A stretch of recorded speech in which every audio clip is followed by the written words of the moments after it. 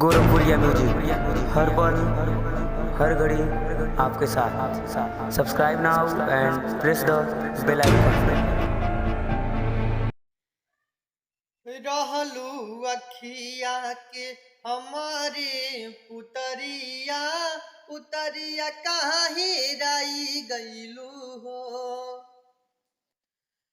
पुतरिया काहे राई गईलू हो कि हमके बिसराई गईलू हो। रहलू अखिया के हमारे पुतरिया पुतरिया काहे राई गईलू हो। रहलू अखिया के हमारे पुतरिया पुतरिया काहे राई गईलू हो। सोअत जागत बस तोहारे के सोचिले, सोच सोची हारे पारान हो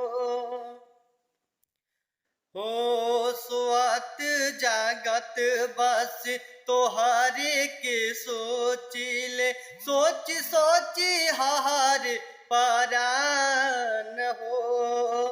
क्षण भर चैन ना आवे अब मन के, जब से तू भैलुअन जान हो।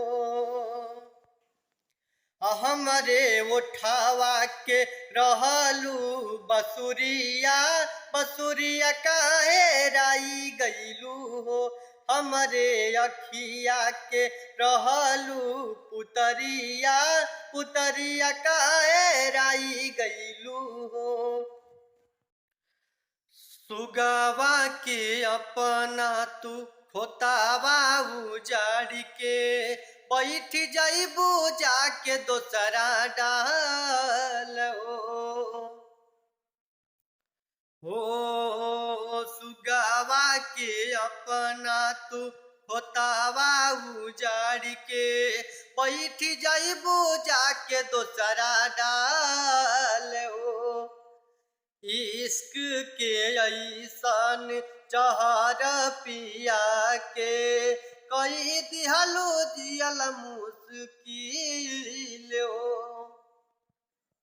हमरे अंगूरी के रहलू मुंदरिया मुंदरिया काहे राई गईलू हो।